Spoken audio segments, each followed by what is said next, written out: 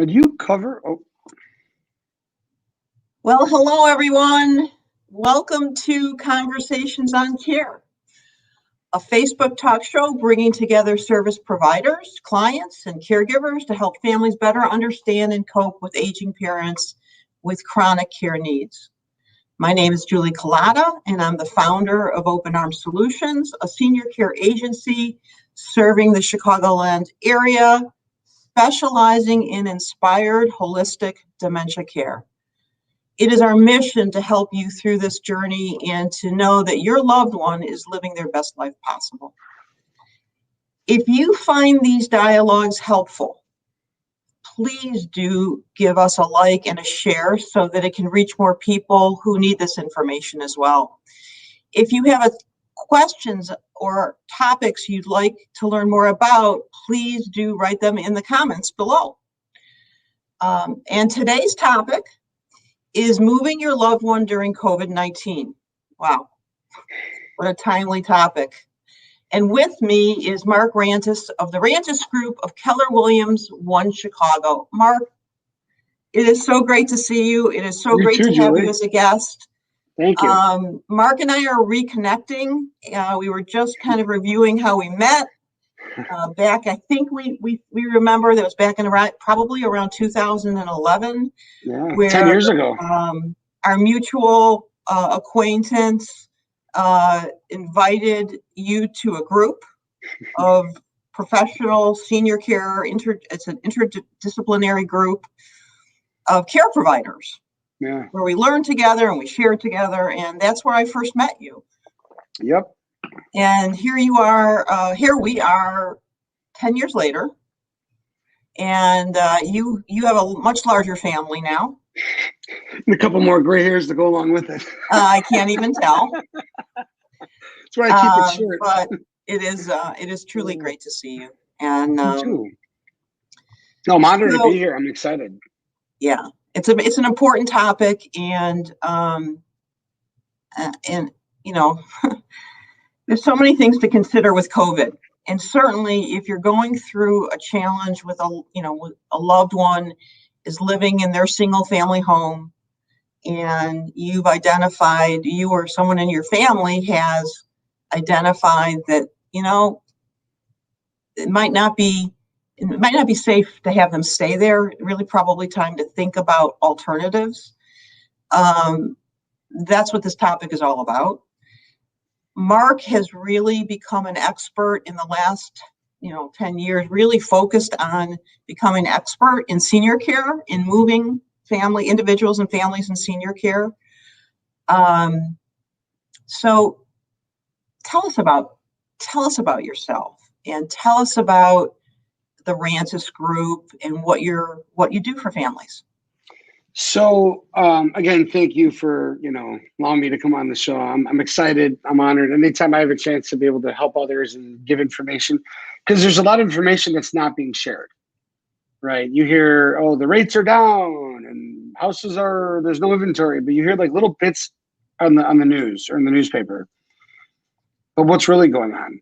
And there's a lot of things that have changed. So I've been licensed. This is now January 15th was beginning of my 14th year. Wow. In real estate. So I've been through a lot of ups and downs and insides and outs, and I've been through different kinds of markets. And I've developed a team. The Rantis group is my real estate team. And we're powered through Keller Williams, which is the largest real estate company on the planet. And ONEChicago is our brokerage. And I've got admin staff that helps with behind the scenes and our marketing machine. And the other part of my team are folks like you and people that are, I'm part of an organization called the COC, as well as you are, Illinois Continuity of Care. It's comprised of an entire group of professionals that serve the elder population, right? From elder law to senior real estate specialists to financial advisors that specialize in seniors, home care, home health, senior move managers, the whole gamut, terrific senior communities. And through there, you just develop relationships and what I call allied resources, allied partners, that when a family, because I went through this with my own dad. That's how this became my niche. '06 through '08, we had to move my dad from home into a senior living community. He was at the hospital, and the case manager said, "Sorry, guys, Dad can't go home."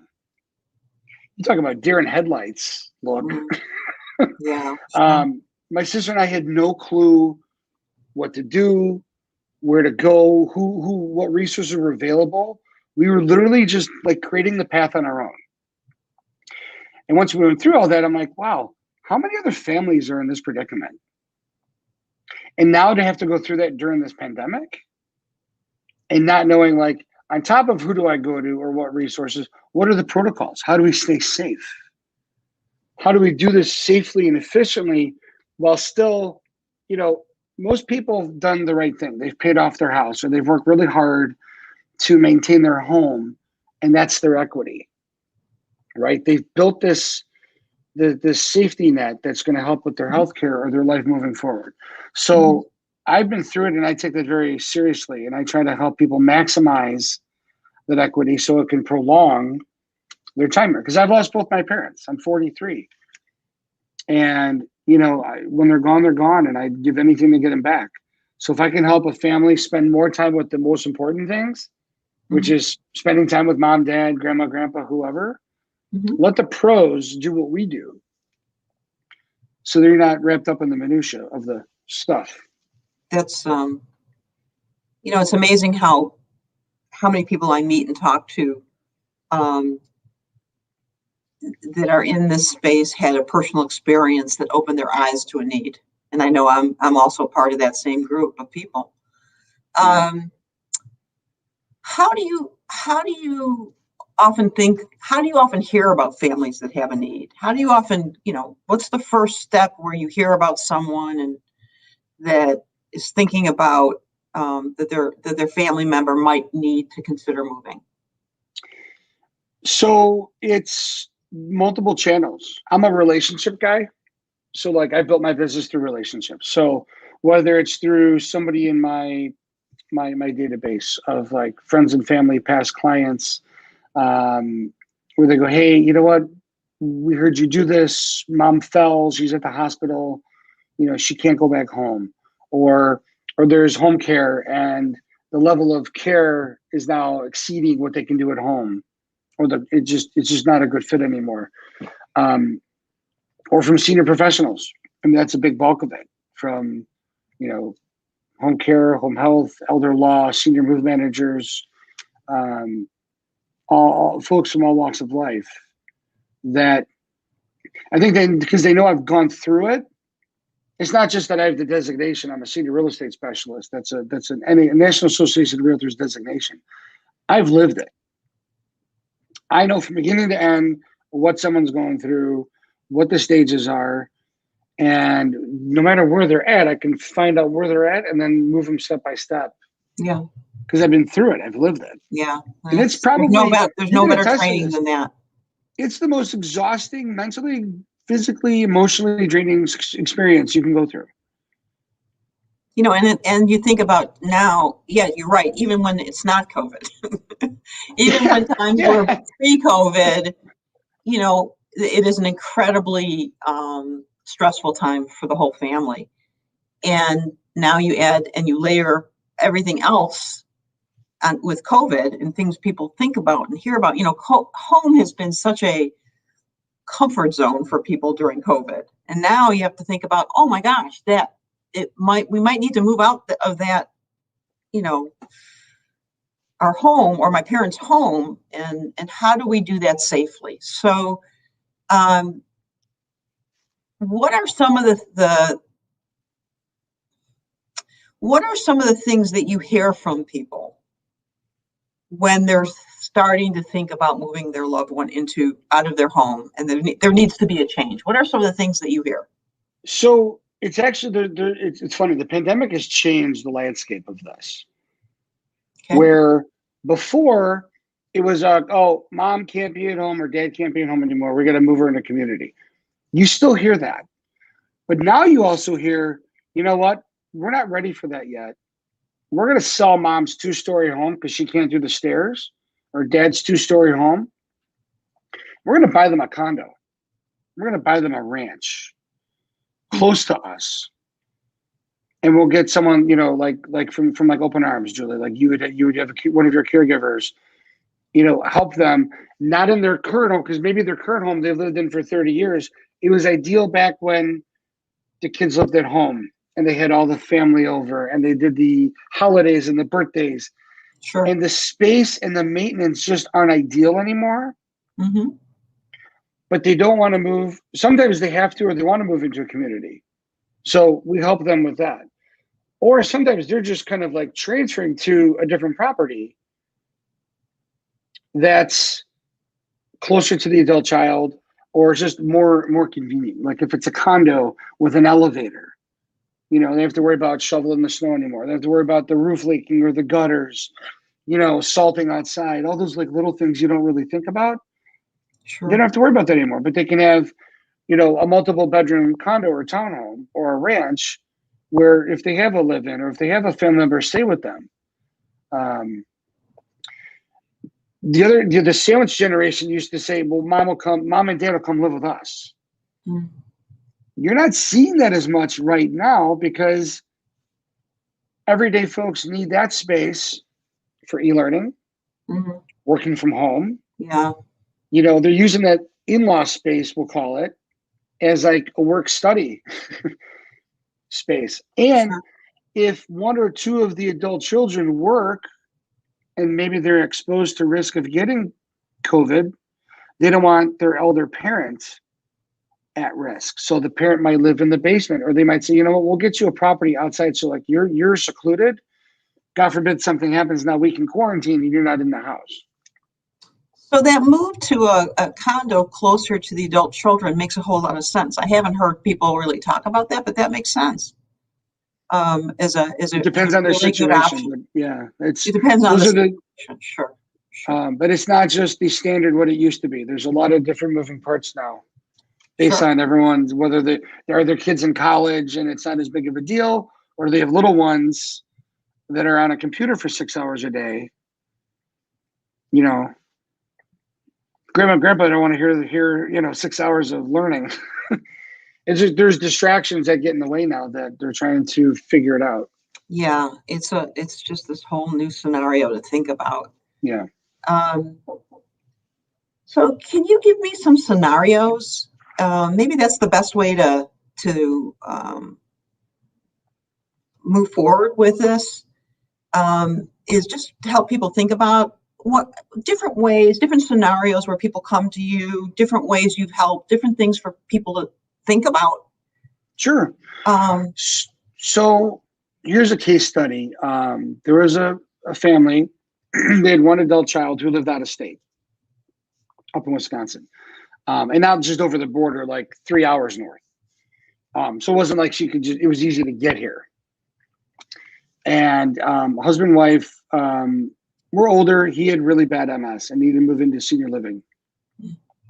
And the house needed a lot of fixing up, a lot of repair. It was dated. I couldn't show the home while they were living there because his hospital bed was literally in the family room. Pills all over, just a lot of, they did the best they could to maintain it. They just couldn't. So I didn't think a cash buyout at that point made the best sense because it was a nice home in a nice area that if we did a little bit of sprucing up, we could get them more money. So they moved into the community that they were going to. I GC'd or general contracted the entire process for them and the adult daughter. So I helped coordinate getting the stuff out, had everything donated. I met the painter there, the carpet guy there, the landscaper there, the junk removal guy.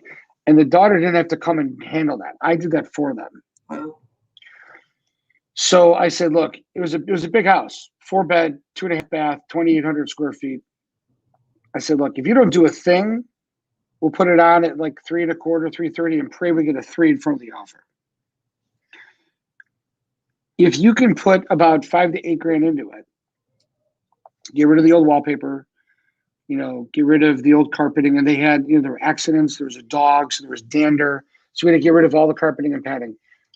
They did all that. We repainted, carpet, landscape, removed everything. I had my cleaning crew go do deep clean. We went on at $375. And that's a big difference between 300 to 3.25 and 375. And it's sold in a day for 364 cash, closed in 2 weeks. Well, that's a happy story. So what resonated with me though is they made an extra $50,000. Yeah. That paid for a whole nother year of care. Sure. Oh, absolutely. Like, that's a big difference. That's a very, And they were like, oh my God, because they were going through their savings, or going through their, their investments to cover medical costs and to cover, they had a mortgage on the house. And by able to do a couple of tweaks, we're able to get them like a whole nother year of care. That's fantastic. And that's the lens I look at it through. Yeah, that's how do we really maximize? Fantastic. And the fact that you do take it off their shoulders and you general contract it is really. I get all the bids for them. I mean, they got to pay for it, obviously, but I'll meet the people there. I'll get the bids. I'll line it all up so it's just easy. Right. And then it's just, we have a system and we do it step by step. Well, that's great. There's a viewer question, so I want to make sure we get to this. Let me just look at this. What are the protocols that you have needed to follow for COVID when dealing with showing homes or estate sales? Things you normally do face to face? Sure, that's a great question. So some of the protocols are now when you show a property, if it's owner, it's different. If it's some things are different if it's owner occupied or not. If it's owner occupied, we want the seller to have all the lights on and all the doors open, so that there's less touch. I mean, think about it. Someone goes through a house, they open up the closet door, they turn on the light switch. Yeah. If all of that is done and they can just walk through and look, that's number one. You have to wear a mask when you're in the house. You have to, use hand sanitizer, remove your shoes. Booties is depends on who you ask. Because you've got feet coming in from the outside, putting on the booty, and now those germs are inside the booty. And then the next person is going to put this, it's almost like you have to keep changing the booties. But you want to take off the shoes. I mean, you want to be as respectful and clean as possible. Sure. No more than 3 to 4 people on a property at a time, depending on the size. If it's a small condo, the agent and one buyer. And if there's multiple buyers, one go through, then the other one go out, and then the other one come through. We try to keep it, you want to practice social distancing even in a property. Sure. I used to love back in the day, especially with an environment like this, I love to overlap the showings on my listings because it creates urgency. But you can't do that these days. You can't have 15 people in the house at one time. So you literally see a line of people around the corner and you can't overlap. So each buyer's got to wait for the next crew to come out. We try to give. What else do you have to think about? What other things do you have to think about? I mean, are you timing? I mean, sometimes we have. I have a client right now that has little kids, so there's nap time, so there's no showings between 12:30 and 2:30. Or if they're working from home, and they're like, "Look, I can't do it. I got meetings every day until 10 o'clock. I cannot show up before 10 and not after 6." And I feel like the public has adapted and said, "Look, we get it." And it is what it is. And you have to readjust your schedule. Yeah. For estate sales, I think it's the same thing. Everyone's masked all the time. And you can only let so many people through at once. I personally don't do open houses anymore because of that. We do a Facebook Live or we do 3D virtual tours that become a 24-hour open house that's online. I saw one yesterday. I told you that. You and I just have reconnected yesterday. We became friends again on Facebook. And right after we friended you, I saw a really, really well done virtual tour of a home. Thanks. And I walk through and I try to do it like I'm showing you, like you're right behind me. Yeah. And we walk through. So that way, if someone's out of town, and I think this is something that's not going to change even after all this kind of blows away. I think people, to save time, will virtually look at, let's say, 10 properties and only go physically look at the top 3 or 4. But it's just another extra layer of safety. Yeah. That we can add. When someone's looking for value, if I can go preview it personally, I'll go preview it. But then all the numbers and everything I do virtually. Okay. If they don't want me to come in, I've done several where now what we do is we'll do a Zoom, FaceTime, Google Hangout, Skype. They'll walk through the house for me. and show me the house virtually. So we try to be as safe as we can. To everyone's comfort level. It's so important in this environment. And it's interesting that you said, I'm not sure how much will change, or things will probably change. Well, here's another piece that people don't know. When it comes to closings, the only people allowed at the title company now are the buyer and the buyer's attorney. So the agents aren't allowed, the sellers aren't allowed, the seller's attorney's not allowed.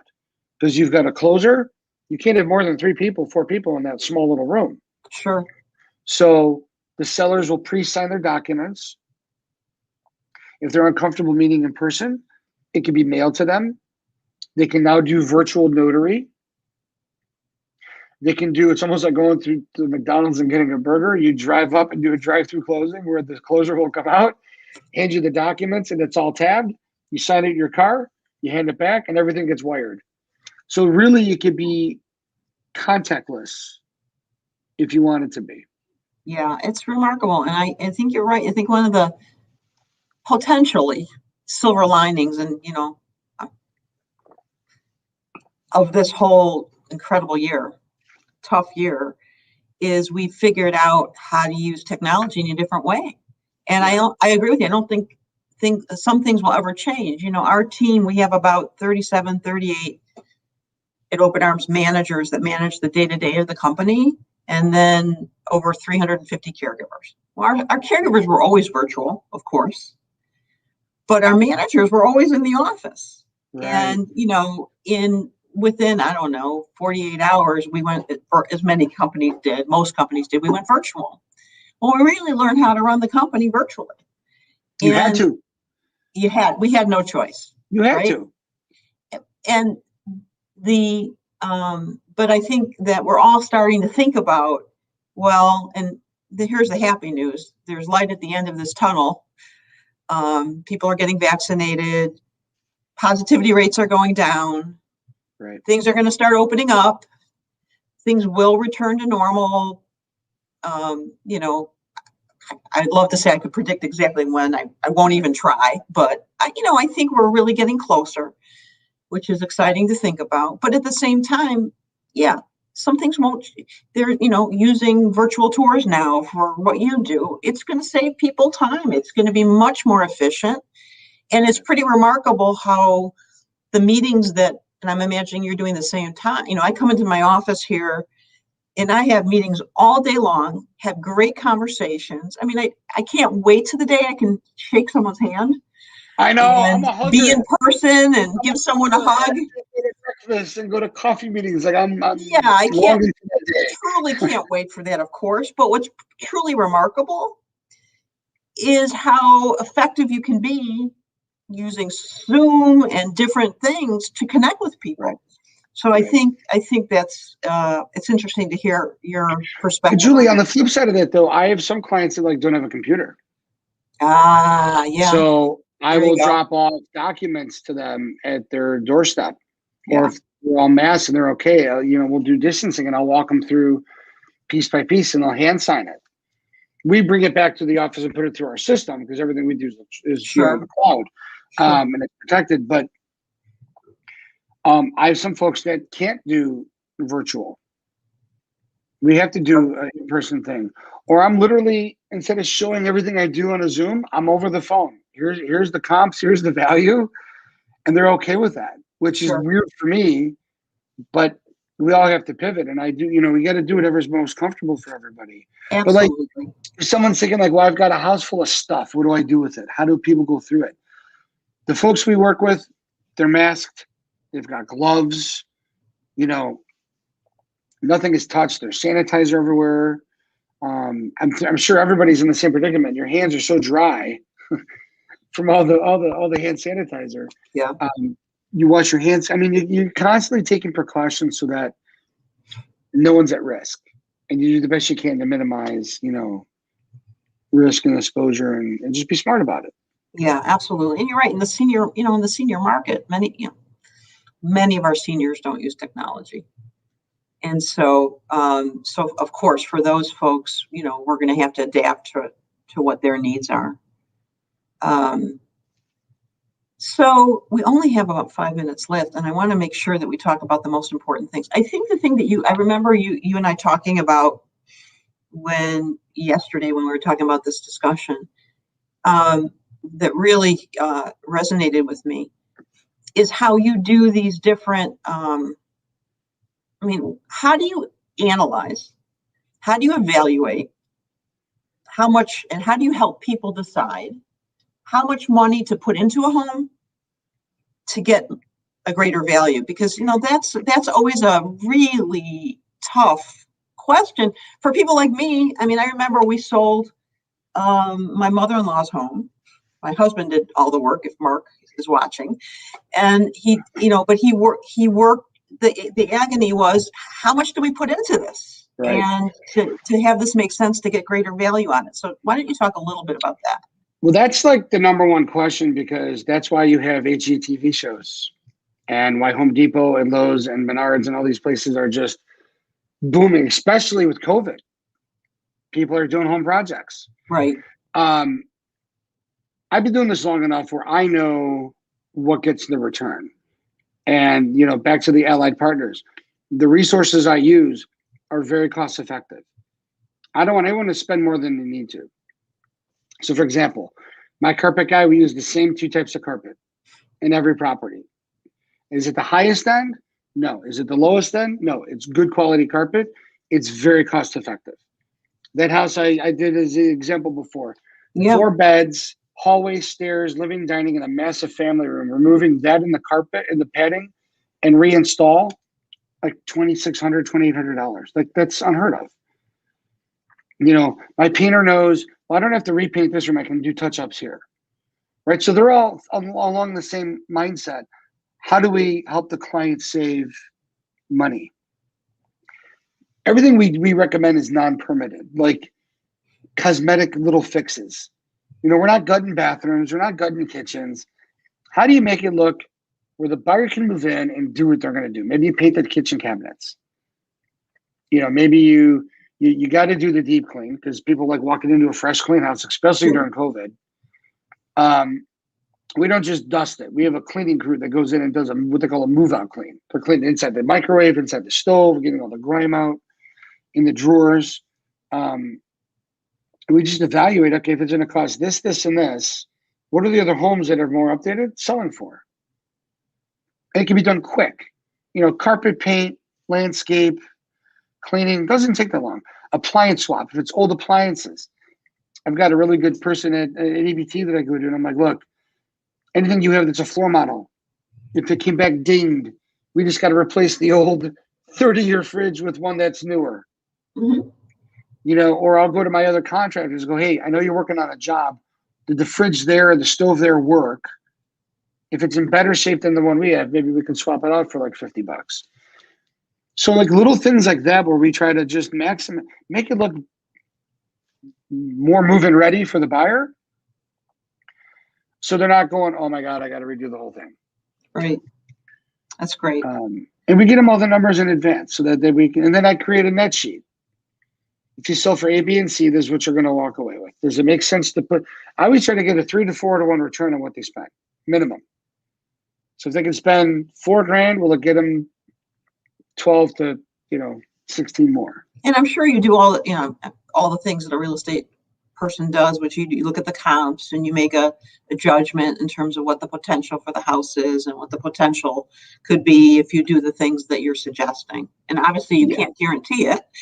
But no. You have a track record. It sounds to me, at least, in our conversations, like you have a really good sense of where it makes sense to make changes, how much money it makes sense to invest, and to get the best return that you can. There's times where I know someone's going to come redo the whole house. I'm like, don't even bother painting it.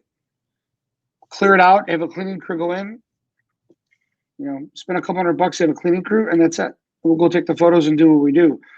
Because sometimes it doesn't make sense to spend on that. So. Well, Mark, thank you. When I met you, whenever it was, 10 years ago, 11 years ago, you are a relationship person, and that's why you've done so well. You are one of the folks that I have walked away with feeling. And again, it's great to reconnect with you because I know you authentically care about people, and you authentically care about doing the right thing in this really stressful time. And your company is the kind of company that we want to connect with our families, because you'll take a big load off of their mind right now. So thank you for that. That's the ultimate goal. Our number one goal is I want someone to say, oh my God, like, I'm relieved. That was easy. When I see that, like, come off their shoulders, that's the win for us, because I didn't have that when I did it with my dad. Yeah. So if I can take that off of someone's plate.